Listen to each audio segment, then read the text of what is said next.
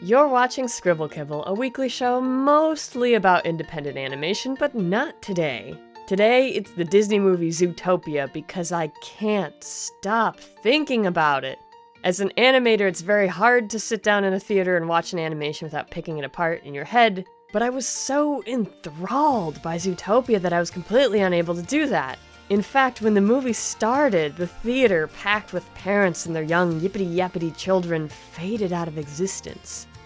The 3D animation is fantastic. While the character builds aren't anything new, we've seen plenty of 3D furred animal models before.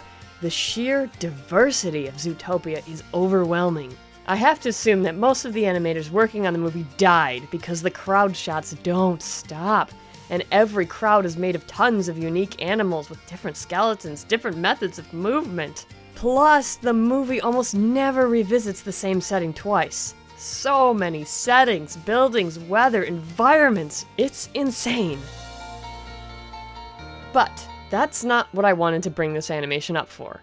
I'm bringing up Zootopia because I want to discuss something as important, and in many cases more important, than the art of animation itself. And that is writing.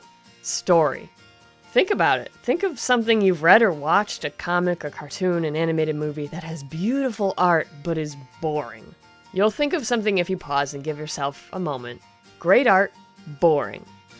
And now think of something with okay art, maybe even bad art, that is really interesting. You want to know what happens next. Are you going to keep watching the video or turn the page for more great art? Maybe you'll come back to it for the next update whenever it happens. Are you going to keep watching a great story? Heck yes! You're probably even going to beg the person for more. And that is sometimes where I see animators fall short. They get so wrapped up in improving their animation and their art that they forget about their writing. And the result is a nice looking cartoon with a typical uninspired story or a confusing story or an overpowered character. And there's plenty of that out there. And then, you go to see a movie like Zootopia and you have to wonder, how do they make the story come together so well? Where do they start? Do they start with a message, like, hey, we want to make a movie about discrimination? Or do they start with the characters, or do they start with the world? And at first, I thought Zootopia's writing process had to have started with the message because the movie has a shockingly fleshed out presentation of how discrimination works. But it turns out that Zootopia all began with a blank slate idea to do a movie about animals that walk around and talk like people. That's it. Hey, let's make a movie about animals. And that's where it all started. So really no plans about what it was going to be about, just they felt like it was time to make an animal movie. Which makes this a situation where your writing begins with the world. And from there, you start to ask questions. Because if the animals are like people, do they still eat each other? No? Then the predators and prey live in perfect harmony? Or, what if the harmony seems perfect on the surface, but in the end it's like us, flawed? And that's the basis for an imperfect but very interesting society. And of course, we've got all these animals, well, they need different environments and different climates to survive, and how do they do that? Oh, I know, let's split up the major city into different climates. Desert, snow, jungle, heck, we can even put in a tiny gated town for the small critters, like mice and voles and Arctic shrews. Answering questions like this is what builds the world. And then, you put your characters in it. Zootopia's two main characters are a fox and a bunny. What's interesting about this is that for years during Zootopia's production, the primary main character was actually the fox, Nick, and the story started from his perspective. As the Disney team was working on the story, they started to realize that this was not working. Nick is a realist. He already knows discrimination exists, and since he sees Zootopia so negatively, there's not really anywhere for us to go with his story until Judy shows up. The story could work like this, of course, and they had it fleshed out. It's just that the whole beginning of the movie, from Nick's perspective, is going to be negative. So the writers thought, well, we have this world, we have these characters, we've been working with them, but what is our movie really about?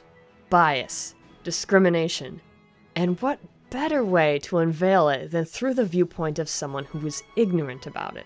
Someone who thinks she sees everyone equally, but grew up being taught by her fearful parents and by school that predators are naturally dangerous. If we follow Judy's story, the viewers get to learn about the world outside her small town with her. It ultimately makes a better movie. The writers switched the characters, went back, and rewrote everything. This is common to any good story, and to Disney movies in particular. Characters get moved around, endings get changed, because when you're writing, the story tends to build itself around the characters. You're not always going to know what your story is about, what the message is, until you are midway through production, and then you have to rewrite. You rewrite, and in the end, the characters struggle, and they learn. And while great stories can be simple or complex, the reason Zootopia stands out is because more than being an interesting tale of two people trying to live in a flawed world, more than that, the message of the movie is important. This is an era where you will meet people different from you, people you will not agree with.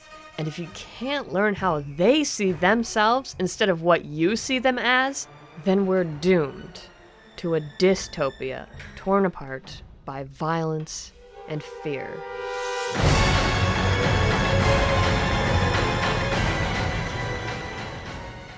Last week I asked how you would blend 2D and 3D animation together, and lots of you said that you can, in fact, export parts of a 3D character in multiple pieces to make layers for situations where the 3D character is going to interact with the 2D character. Unstoppable Studio send images of what that looks like. You can also make the 2D animated part inside the 3D program if it supports that. And if you're a masking or rotoscoping god, you might be able to cleanly, perfectly mask out the parts of the character you want gone. Today's featured artists are Villarak, who made this great GIF. Don't argue with me how to pronounce GIF. The gradient fur even has texture. This one is me and Private Bluefire's character Blue, a dragon-dog hybrid, high-fiving. Paw-fiving? And let's do one more. Bip! An itty-bitty wolf pup by Little Flaky.